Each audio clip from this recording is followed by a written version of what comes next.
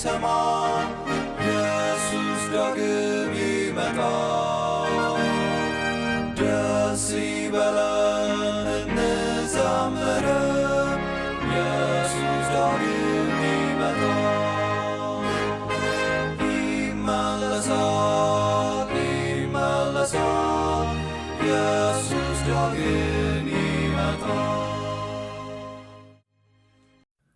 ካለውና ከነበረው ከሚመጣውም በዙፋኑ ፊት ካሉት ከሰባቱ መናፍስት ከታመነው ምስክር ከሙታንም በኩር የምድርም ነገስታት ገዥ ከሆነው ከኢየሱስ ክርስቶስ ጸጋና ሰላም ለእናንተ ይሁን። የተወደዳችሁ የእግዚአብሔር ልጆች እግዚአብሔር አምላካችንን እናመሰግናለን።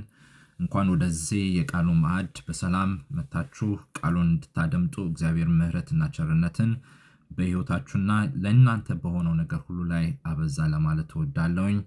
ወንድማችሁ ታምራት ኃይሌ ነኝ። የዚህን ሳምንት የአገልግሎት ጊዜ የወሰድኩላችሁ ከለንደን እየተማርን ያለነው ስለ ሸክላ ሰሪው ሚስጥር ነው። የሸክላ ሰሪው ራእይ ለዘመናችን በሚል ርዕስ ስር ትንቢተ ኤርምያስ 18ን እየተማርን ይኸው ዛሬ ለአምስተኛ ቀን እግዚአብሔር አድርሶናል። እግዚአብሔር የተመሰገነ ይሁን። ትንቢተ ኤርምያስ ምዕራፍ 18 ከቁጥር 18 እስከ 23 ያለው የዛሬው የቀን 5 ትምህርታችን ነው። ርዕስ አድርጌ የመረጥኩት ለዚህ ሐሳብ የሰው ቁጣ የእግዚአብሔርን ጽድቅ አይሰራም በሚል ነው። የቃሉን ሐሳብ አንብበን ወደ ትምህርቱ ከመሄዳችን በፊት በጸሎት እንጀምራለን። ጊዜውን ለእግዚአብሔር፣ ራሳችንን ለእግዚአብሔር፣ አስተሳሰብና አመለካከታችንን ለእግዚአብሔር አሳልፈን እንሰጣለን። የሚለንን ለማድመጥ ልቦናችን ክፍት አድርገን በፊቱ እንቀርባለን። ስለዚህ እግዚአብሔር መንፈስ ቅዱስ እንዲመራንና እንዲያስተምረን በጸሎት እንጀምራለን። እናመስገን።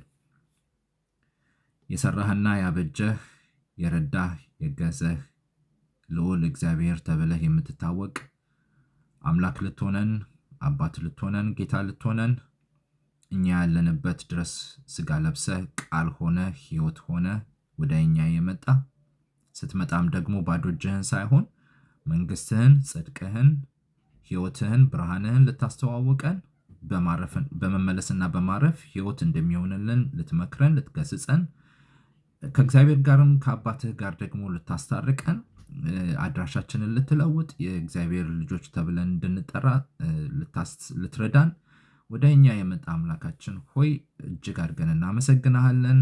ስለረዳህን፣ ስላገዝከን፣ አብሮነት ስላልተለየን ዛሬም ደግሞ በፊትህ ስንቀርብ አስተማሪው አንተ ስለሆንክ ጊዜና ሰዓቱን ላንተ እናስረክባለን። አስተሳሰባችንን፣ አመለካከታችንን ነው መስሎን ደግሞ ከምንሄድበት የቀጥታ መንገድ ነገር ግን ፍጻሜና መጨረሻው ጥፋት በሆነበት መንገድ ራሳችንን እንዳናገኘው አባት እግዚአብሔር እንድንመለስ መክረናልና ትላንትና ዛሬም ደግሞ የምታስተምረንን ለመስማት እንድንችል ለመማር እንድንችል በፊት ቀርበናል። ጊዜውን ተረከብ፣ አስተምረን፣ እኛም ደግሞ ካንተ የተማርን እንድንሆን እርዳን። ሰምተንም ቃልህን የምንረሳ እንዳንሆን በመልካም መሬት ላይ እንዲዘራ ፍሬ እንዲያፈራ ለክብርህ በፊት እንቀርባለን። እኔንም ባሪያን በጸጋ ሸፍነኝ አቤቱ፣ ከተጻፈው ቃል ውጭ ሌላ እንዳልናገር ምሕረትና ቸርነትህ እንዳይለየኝ ጸልያለሁኝ። ክብሩን ውሰድ፣ ምስጋናውም ይሁን ላንተ ጻድቅ በሆነው ልጅህ በጌታ በኢየሱስ ክርስቶስ ስም አሜን። ትንቢተ ኤርምያስ ምዕራፍ 18 ከቁጥር 18 እስከ 23 እነርሱም ሕግ ከካህን ምክርም ከጠቢብ ቃል ከነቢይም አይጠፋም። ኑ በኤርምያስ ላይ ሐሳብን እናስብ፣ ኑ በምላስ እንምታው፣ ቃሉንም ሁሉ አናዳምጥ አሉ። አቤቱ አድምጠኝ፣ የክርክሬንም ቃል ስማ። ለነፍሴ ጉድጓድ ቆፍረዋልና በውኑ በመልካም ፈንታ ክፉ ይመለሳልን? ስለ እነርሱ በመልካም እናገር ዘንድ ቁጣህንም ከእነርሱ መልስ ዘንድ በፊትህ እንደቆምኩ አስብ።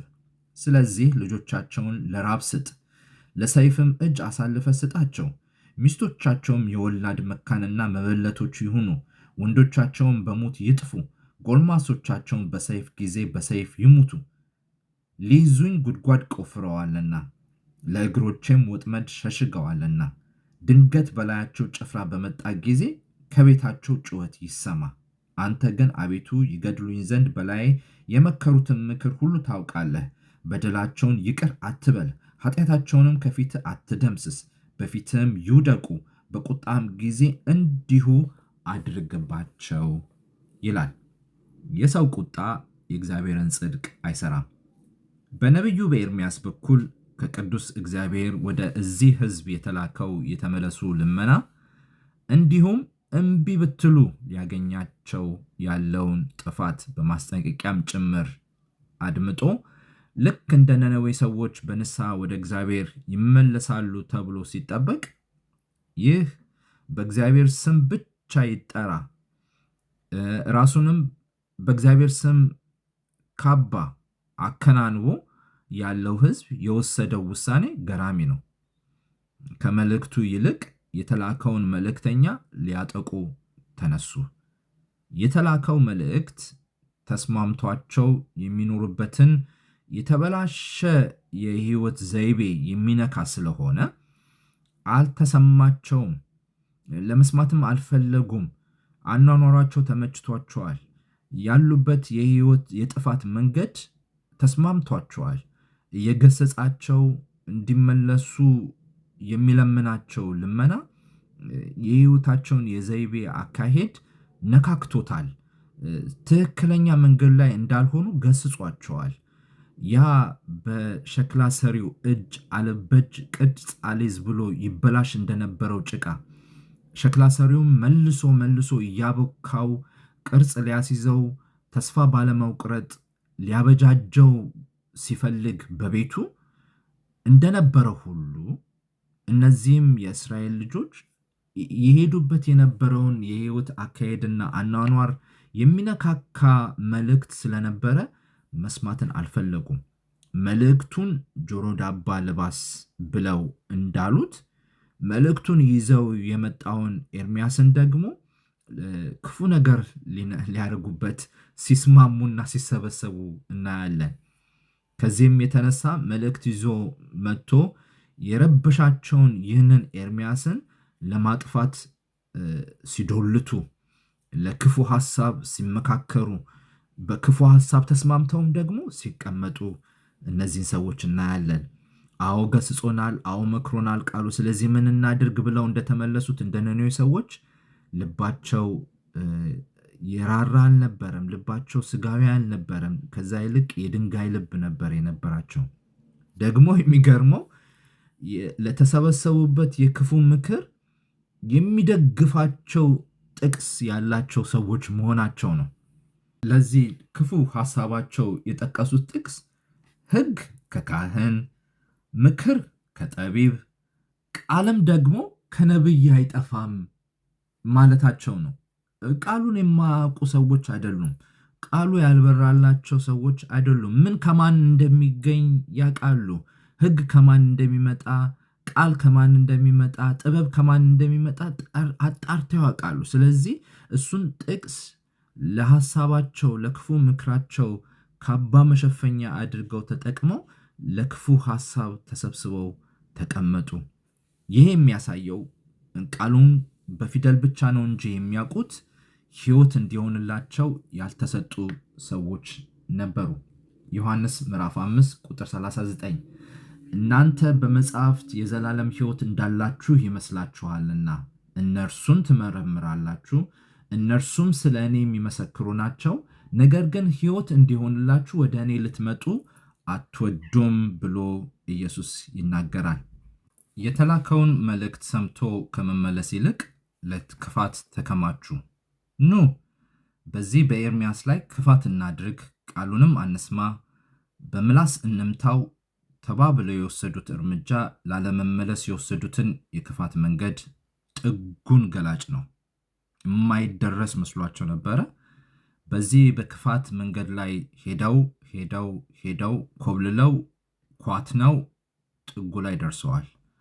መልእክቱን ካለመስማት የተነሳ በክፉ ምክራቸው ተቀምጠው በዋዘኞች ወንበር ላይ ቁጭ ብለው ዛሬ የሞገቱትንና የተከራከሩበትን አንመለስም ብለው የጨከኑበትን መንገድ ጥጉ ላይ ሲያደርሳቸው በኤርምያስ ላይ ጀርባቸውን አነሱ። ኤርምያስን አለመመለሳቸው ሳይሆን ያስቆጣው ለመዳናቸው መልእክት ይዞላቸው በመጣው ላይ ለበቀል መውጣታቸው ይህ ድርጊት ክፉኛ እናዶታል። የተበደለው አንፈልግህም የተባለው ቅዱሱ እግዚአብሔር እያለ ኤርምያስ የያዙኝ ልቀቁኝ ጉዳይ የክስ ሰነድ ይዞ በእግዚአብሔር ፊት ብቅ እንዳለ ያነበብነው ቃል ይናገራል። ሮሜ ምዕራፍ 10 ቁጥር 3 የእግዚአብሔር ጽድቅ ሳያውቁ የራሳቸውን ጽድቅ ሊያቆሙ ሲፈልጉ ለእግዚአብሔር ጽድቅ አልተገዙም ይላል። ነቢዩ ኤርምያስ ምንም እንኳን በእግዚአብሔር መንፈስ ተመርቶ በእግዚአብሔር ቃል ታጥቆ የተላከ የእግዚአብሔር አንደበትና የእግዚአብሔር ክንድ ቢሆንም ውሎ አድሮ ሰው መሆኑ አይቀርም። ውሎ አድሮ በኃጢአት ቀንበር በታች የተያዘ መሆኑ አልቀረም። የእግዚአብሔር ሐሳብ መገፋቱ፣ የእግዚአብሔር ሐሳብ ወደ ጎን መሆኑ፣ እግዚአብሔር አልፈልግህም መባሉ ሳይሆን ኤርምያስን ያናደደው ይህንን መልእክት ይዤላቸው ለነርሱ አስቤ ለነርሱ ተጨንቄ እግዚአብሔር እንዳለ ተመለሱ ብዬ እየለመንኩ እየተማጸንኩ እያለቀስኩ እንዲሁም ደግሞ እግዚአብሔር ሊያጠፋቸው በፈለገ ሰዓት አይሆንም ብዬ በፊታቸው ቆሜላቸው ተከራክሬላቸው እኔን መልሰው እንዲህ ሊያጠፉኝ በክፉ ምክር ተሰብስበዋልና ብሎ ንዴቱ ያዘው፣ ቁጣ ያዘው። የቁጣው መጨረሻ ደግሞ እንደተዘረዘረው ለበቀል፣ ለክፋት በዚህ ሕዝብ ላይ እንደዚህና እንደዛ ይሁንበት፣ አትማራቸው፣ ይቅርታ አትስማቸው፣ አትለመናቸው፣ ጩኸት ከቤታቸው አይጥፋ ብሎ ሲለመንላቸው እናያለን። ያዕቆብ ምዕራፍ 1 ቁጥር 19 ስለዚህ የተወደዳችሁ ወንድሞች ወይ ሰው ሁሉ ለመስማት የፈጠነ ለመናገርም የዘገየ ለቁጣም የዘገየ ይሁን፣ የሰው ቁጣ የእግዚአብሔርን ጽድቅ አይሰራምና ይላል። ኤርምያስ ብዬ አስባለሁ፣ ትክክልም ላልሆን ስለምችል ኤርምያስ መቆጣቱ የእግዚአብሔርን ጻድቅነት ለመግለጥ ምን ያህል ይህ ሕዝብ ልበ ደንዳና ሆኖ እንደሸሸ ለመግለጽ አስቦ ሊሆን ይችላል። እንዴት በእኔ ላይ እንደዚህ አይነት ክፉ ነገር ያስባሉ ብሎ ማለቱ ያልገባው ነገር ኤርምያስ ይህ ሕዝብ ከእግዚአብሔር ከራቀ ሰንብቷል፣ ከርሟል፣ ዘመናቶች አሳልፏል። ዛሬ ላይ እኮ በስም ብቻ ነው እንጂ እግዚአብሔርን የሚያውቁት እግዚአብሔር ምን አይነት አምላክ፣ ታጋሽ አምላክ፣ ይቅር ባይ አምላክ፣ ዋጋ ከፍሎ የሚያድን አምላክ መሆኑን አልገባቸውም። በመመለስና በማረፍ ትድናላችሁ ሲላቸው ወደ እርሱ መመለስ ተስፋ የሌለው ጉዳይ አድርገው ነበር የሚያስቡት። ኤርምያስ ይህ ነገር አልተረዳውም። ኤርምያስ ከንዴቱ የተነሳ ክርክርን በእግዚአብሔር ፊት ይዞ አድምጠኝ ብሎ የቀረበበት ጉዳይ ስለ እግዚአብሔር መገፋት ተቆርቁሮ እንዳልነበረ አንብበናል። እርሱ ለክርክር ቃሉ መደመጥ የፈለገው በእርሱ ላይ የታሰበበትን ሴራ ከማወቁ የተነሳ ብቻ ነበር። እግዚአብሔር ባለመደመጡና ይህ ሕዝብ ለመመለስ ባለመፈለጉ ብዙም የከፋው የማይመስልበት ጊዜ ነበር ለኤርምያስ። ምንም እንኳን በእግዚአብሔር መንፈስ ተመርቶ መልእክትን ይዞ የመጣ ነብይ ቢሆንም ኤርምያስ ሰው ከመሆኑ የተነሳ የእግዚአብሔር ምሕረት የሚያስፈልገው ነበረ። በኢየሱስም ዘመን የተሰራው የደህንነት ሥራ ሳይሆን እነዚህን ካህናት የቃሉ ዕውቀት አላቸው፣ አስተማሪዎች ናቸው፣ መሪዎች ናቸው የተባሉቱ የሚያሳስባቸው ቅዱስንም ለመግደል ለመምከር የሰበሰባቸው ጉዳይ ይህ አልነበረም። ነገር ግን አገሩ በሙሉ እርሱን ተከትሎታል ጉዳይ ነበረ። ሰው ሁሉ እርሱን እየተከተለ ነው። ዝም ካልን እኮ ሮማውያኖች መጥተው አገራችንን ይወርሷታል፣ ከተማችንን ያቃጥሏታል። ስለዚህ ሕዝቡ ሁሉ ከሚጠፋ አንድ ሰው ቢጠፋ ይቀላል ምክር ነበር የሰበሰባቸው። እንመለስ ወደ እግዚአብሔር ሰዎችን አይሰበስብም። ሰዎችን በክፉ ዓለም ውስጥ ሲኖሩ ባይስማሙም እንኳን የሚያስማማቸው የክፋት ሐሳብ ነው። አልተለየም። በኤርምያስም ዘመን ያም ነበረ፣ በኢየሱስም ዘመን ያ ነው። በዘመናችንም የምናየው የፖለቲካ ውዥንብር ይህንን ከመምሰል የሚያግደው ነገር የለም። የፖለቲካ ውዥንብር አስባለኝ እንጂ በቅዱስ ቤቱም ውስጥ ሰዎች ለመልካም ነገር የማንሰበሰብበት ዘመን ላይ እየደረስን ነው። እነዚህ ለሕዝብ ያስባሉ፣ ያስተምራሉ፣ ይመክራሉ፣ ሕዝብን ወደ ፈጣሪያቸው ይመልሳሉ ተብለው በክህንነት ተክነው ያሉት አገልጋዮች በሰንበት ቀን መፈወስ የተገባ ነገር አይደለም ብለው ይሞግቱት ነበር ኢየሱስን። ዮሐንስ ምዕራፍ 9 ቁጥር 16 ከፈሪሳውያንም አንዳንዶቹ ይህ ሰው ሰንበትን አያከብርምና ከእግዚአብሔር አይደለም አሉ። ሌሎች ግን ኃጢአተኛ ሰው እንደነዚህ ያሉ ምልክቶችን ሊያደርግ እንዴት ይችላል አሉ። በመካከላቸውም መለያየት ሆነ። ከዚህም የተነሳ ዕውሩን አንተ ዓይኖችን ስለከፈተ ስለ እርሱ ምን ትላለህ? ደግመው ብለው ጠየቁት። እርሱም ነቢይ ነው አለ። ለካህናቶች ለአስተማሪዎች የተሰወረባቸው ነገር በአካልም ዕውር ለሆኑትና ዓይኖቻቸው ለበራላቸው ምስጢሩ ገባቸው። በጠየቁት ሰዓት ይህ ዕውር ከዛ በፊት አይቶት የማያውቀውን አዳኙን ስላየ ነቢይ ነው የሚል ድምዳሜ ላይ ሲደርስ የበራላቸው የተባሉ የቃሉ ዕውቀት አላቸው የተባሉት በቃሉ ዕውቀት ራሳቸውን እንደ ካባ የሸፈኑት ግን ታውረው ነበር። ኢየሱስ በመካከላቸው እየተመላለሰ አያውቁትም ነበር። በመካከላቸው በሰንበት ቀን እየፈወሰና እየረዳ የተጎበጡትን ነፃ እያወጣ የሞቱትን እያስነሳ በመካከላቸው ሲመላለስ ከሰማይ የወረደ የሕይወት እንጀራ መሆኑን አልገባቸውም። እነሱ የሚከራከሩት የአባቶች ወግ ሰንበት ስለመሻሩና በሰንበት ቀን ስለመፈወሱን እንጂ ያስጨነቃቸው ዕውሩ ደና መሆኑ፣ ዕውሩ ዓይኑ መብራቱ፣ ዕውሩ ከጨለማ ወደ ብርሃን መምጣቱ ብዙም ግድ አልሰጣቸውም። ኤርምያስም በጊዜው ከዚህ የተለየ ሐሳብ እንዳልያዘ እናስባለን። ኤርምያስ በጊዜው በእርሱ ላይ የመከሩት የክፋት ምክር አስቆጣው እንጂ በሕዝቡ መዳን፣ በሕዝቡ መመለስ፣ በሕዝቡ መትረፍ ጉዳይ ላይ ብዙም ግድ የሰጠው አይመስልም ከንግግሩ። ኤርምያስም ተነስቶ ከእግዚአብሔር ጋር በክርክር ሲገጥም ክፉ ምክር በመከሩትና በልጆቻቸው ላይ የተመኘው ክፉ ሐሳብ እንዲደርስባቸው የፈለገውን ሐሳብ ስናነብ የእግዚአብሔር ሰው ተብሎ ከሚጠበቅ እንደዚህ አይነት ልመናና ሐሳብ የማይገኝ ነገር መስሎ ሊታየን ይችላል። በተቃራሪው መራራትና የመጨከናቸውን ጉዳይ ተረድቶ እንደ ሙሴ ስለ ሕዝቡ በእግዚአብሔር ፊት እራራላቸው፣ እነሱን ከምታጠፋ እኔን ከሕይወት መጽሐፍ ደምስሰኝ ማለት ሲጠበቅበት፣ ኤርምያስ ግን ከዚህ በተቃራኒው እነርሱንም ልጆቻቸውንም ባልቴቶቻቸውንም ጎበዛቶችንም በክፉ ነገር አገኛቸው፣ ጩኸት ከቤታቸው አይጥፋ ብሎ ሲለምን እናገኛለን። ሉቃስ ምዕራፍ 13 ቁጥር 8። እርሱ ግን መልሶ ጌታ ሆይ ዙሪያዋን እንድኮተኩትላትና ፋንድያ እስካደርግላት ድረስ በዚች ዓመት ደግሞ ተዋት አለው ይላል የወይኑ ጠባቂ። ጌታዋ መጥቶ ፍሬን ፈልጎባት በመጣ ጊዜ ከቅጠል ውጭ ምንም ነገር አልነበረባትምና ሊቆርጣት አሰበ፣ ሊያጠፋት አሰበ። በእርሷ ቦታ ሌላ ሊተክልባት አሰበ።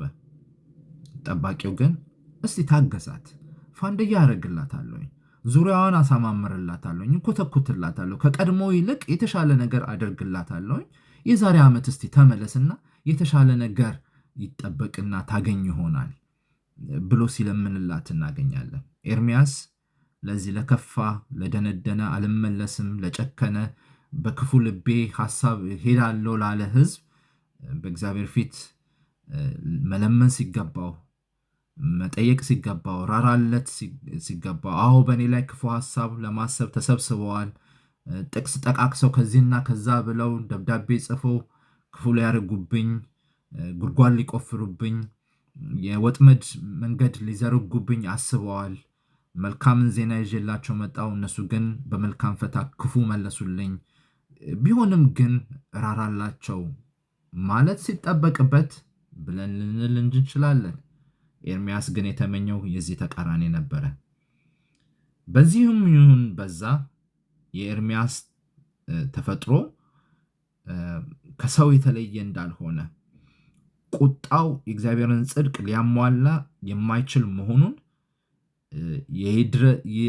የድረስላቸውን ጥያቄና ልመና ሳይሆን ያቀረበው በእግዚአብሔር ፊት ተከራክሮ እኔ ተጎዳው፣ እኔ ተነካው፣ እኔ አልተደመጥኩም፣ እኔ ስሜቴ ተነክቷል፣ መልካምን ነገር ይዤ መጥቼላቸው በክፉ ነገር መልሰውልኛል ጉዳይ ነበር ከእግዚአብሔር ጋር ክርክርን ያጋጠመው። ምንም ያህል ቢቆጣ ታዲያ ኤርምያስ የእግዚአብሔር ጽድቅ በዚህ ሐሳቡ ውስጥ ሲፈጸም አናገኘውም። ለዚህ ነው የዛሬውን ሳምንት ጥናታችንን የሰው ቁጣ የእግዚአብሔርን ጽድቅ አይፈጽምም፣ አያከናውንም፣ አያሳይም፣ አያበጅም ብለን ያለው። በቁጣችን እንዲሁም ጳውሎስ ፀሐይ እንዳይገባ የመከረን። ስለዚህ ምን እያልን ነው? በዚህ ሳምንት ምን እንማራለን?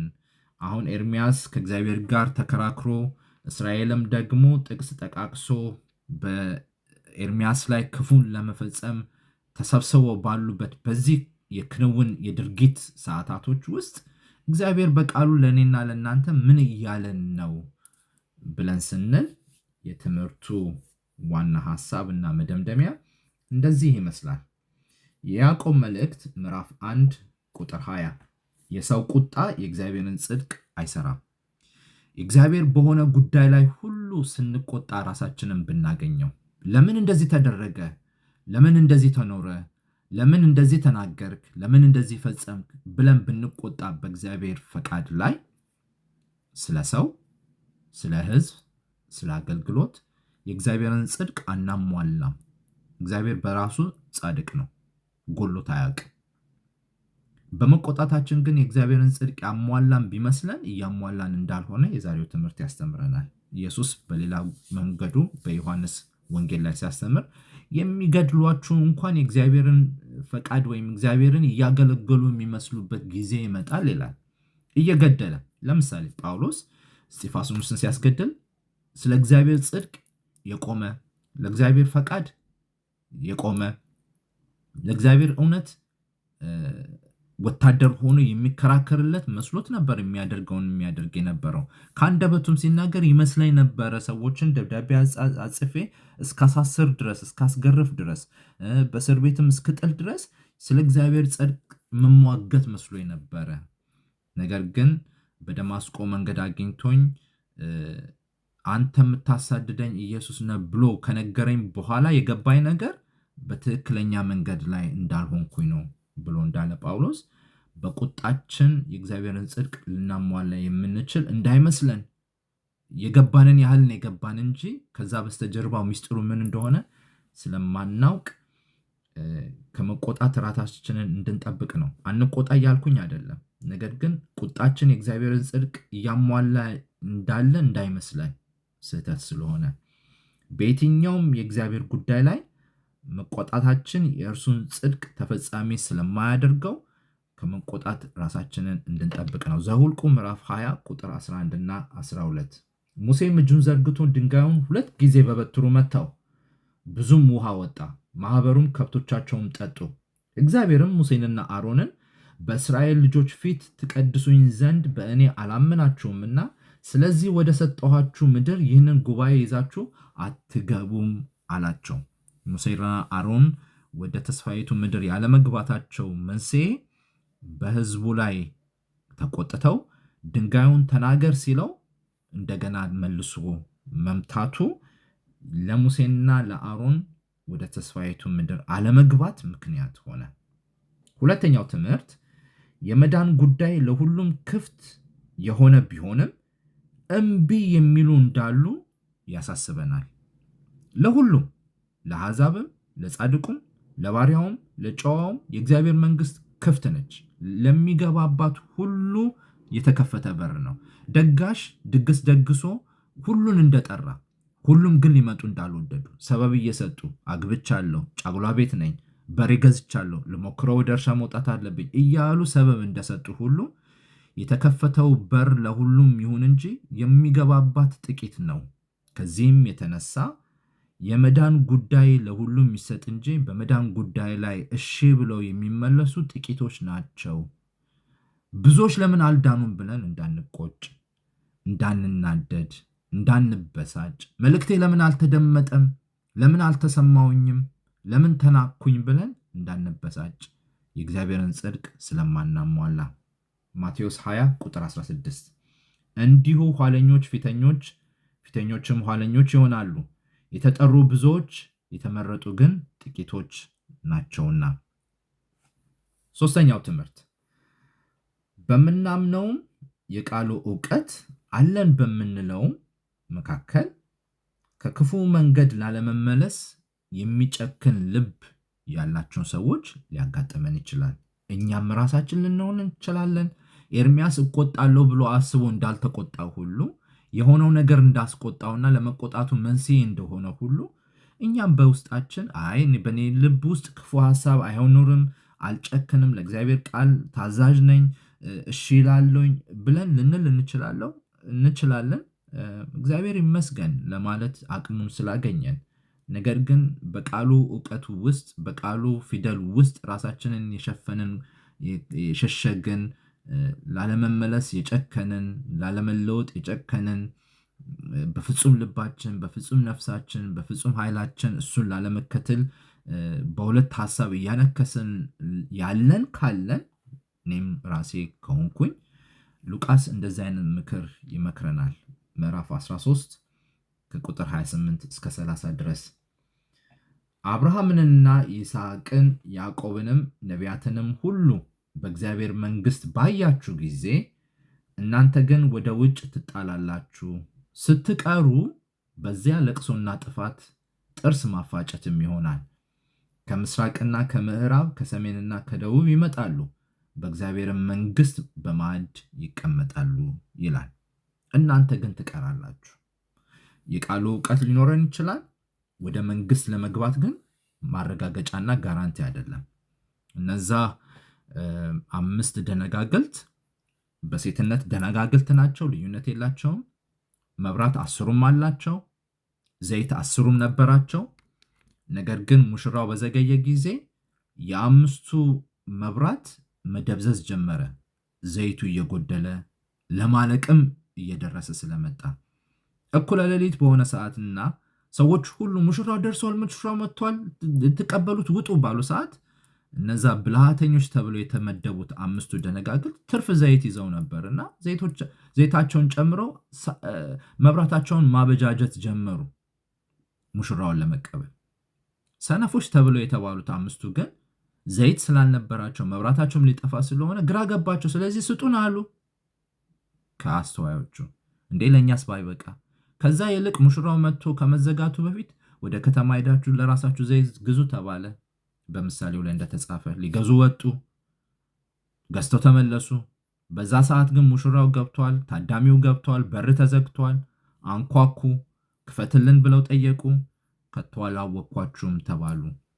እና በቃሉ ማዕድ ዙሪያ እንደዚህ ህይወታችን የተተራመሰ ኖሮ መጨረሻ ላይ ግን ከቶ አላወቅኳችሁም ከሚባሉት ተርታ ተሰልፈን ራሳችንን አግኝተን እንዳንደነቅ እና በራሳችን ሐሳብ ውስጥ ክፉ መንገድ ውስጥ የተመላለሰ የጨከነ ልብ ካለን እንድንመረምር በመመለስ ማረፍ ስላለ ራሳችንና ልባችንን እንደ ቃሉ እንድንመረምር ነው። በመጨረሻ ጆሮ ያለው ይስማ ነው ያለው ኤርሚያስ።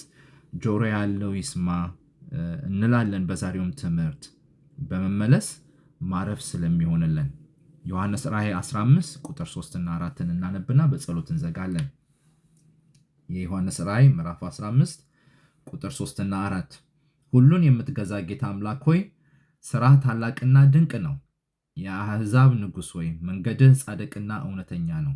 ጌታ ሆይ የማይፈራህና ስምህን የማያከብር ማን ነው? አንተ ብቻ ቅዱስ ነህና የጽድቅህም ሥራ ስለተገለጠ አሕዛብ ሁሉ ይመጣሉ በፊትህም ይሰግዳሉ እያሉ የእግዚአብሔርን ባሪያ የሙሴን ቅኔና የበጉን ቅኔ ይዘምራሉ ይላል። ለዛ ነው የታጨ ነው። ለዛ ነው ያሰበን። ለዛ ነው በዳግም ልደት የተወለድ ነው። ከዚህም የተነሳ በመመለስ በማረፍ መዳን እንደሚገኘው ሁሉ በቁጣችን ደግሞ የእግዚአብሔርን ጽድቅ የምንሰራ እንዳይመስለን። ኤርሚያስ ስለተቆጣ አልተደመጠም። ኤርሚያስ ስለተቆጣ ትክክለኛ ነህ ብሎ አላለውም። እምቢ የተባለ የተገፋ አልደመጥም የተባለው እግዚአብሔር በዙፋኑ ላይ ቁጭ ብሎ እያለ ኤርሚያስ ግን ያዙኝ ልቀቁኝ ሲል አግኝተነዋል። ስለዚህ ከእሱ እንድንማር በደል የተፈጸመበት ልዑል እግዚአብሔር ነው። በእኛ ላይ በደል አልተፈጸመም። የተናቀ የተተፋ የሾህ አክሊል የተደረገበት የተገረፈ እርሱ ነው። እኛ አልተገረፍንም። በመገረፉ ቁስል ግን እኛ ማትረፍ ችለናል። ሕይወት ሆኖልናል፣ በስቶልናል፣ ከሞት አምልጠናል፣ ከጨለማ ግዛት ተላቀናል፣ ወደ ብርሃን ገብተናል፣ የእግዚአብሔር ልጆች ለመባል በቅተናል። ስለዚህም እዚህ ውስጥ ሆነን ስንቆጣ ስለ እግዚአብሔር የእግዚአብሔርን ጽድቅ እያሟላን እንዳይመስለን እየተሳሳትን ስለሆነ ብዬ አስባለሁ።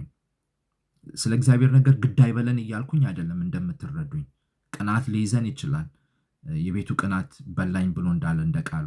ነገር ግን ቅናቱ ስለ ራሳችን ሙግት ውስጥ የሚያስገባን እንዳይሆን፣ ስለ ራሳችን ትክክለኝነት፣ ስለ ራሳችን ጽድቅ፣ ስለ ራሳችን ሐሳብ የምንሟገትበት እንዳይሆን ብዬ እላለሁኝ። የዛሬውን ትምህርት በጸሎት እንጨርሳለን። እናመስገን። እግዚአብሔር ጻድቅ፣ እግዚአብሔር መሐሪ፣ እግዚአብሔር ታጋሽ ስለነበረን ጊዜ እያመሰገን በሚቀጥለውም ቀን ደግሞ ያዘጋጀልንን መልእክት እስክንቋደስ ድረስ በሰማነው መኖር እንድንችል፣ በሰማነው መመለስ እንድንችል፣ በሰማነው ቃል መገሰጽ እንድንችል አንተ እርዳን። ቃልህን ያ ጎልማሳ የሚያቃናው እንደሆነ፣ የመቅደስም መንገድ የሚገኘው በቃልህ እንደሆነ፣ የሰውም ሐሳብ ደግሞ የሚፈተሽና የሚመረመረው የሚስተካከለው በቃልህ እንደሆነ እንደዚሁ በቃልህ መርምረህ ፈትነህ እንድታነጻን ራሳችንን በፊትህ እናሳልፈን እንሰጣለን። አቤቱ እግዚአብሔር ሆይ ስለሰማን እናመሰግናለን። ምሕረት ቸርነትህ ከኛ ጋር ይሁን፣ አትለየን። ጻድቅ በሆነው በልጅህ በጌታ በኢየሱስ ክርስቶስ ስም እንጸልያለን፣ አሜን። የእግዚአብሔር ቸርነት የእግዚአብሔር ምሕረትና ጥበቃ በያላችሁበት ከእናንተ ጋር ይሁን። በቀን 6 እስክንገናኝ ድረስ ቸርን ንግጠም። ተባረኩ።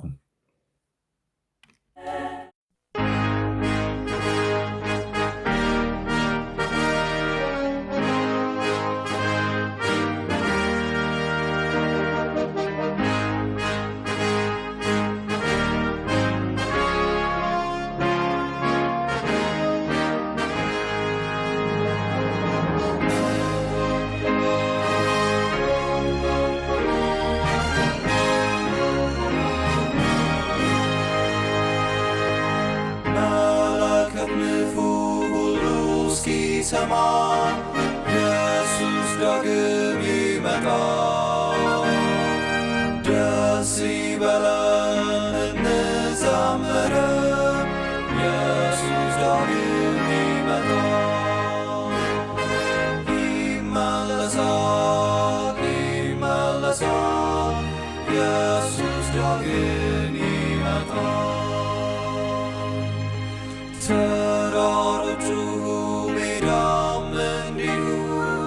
ኢየሱስ ዳግም ይመጣል።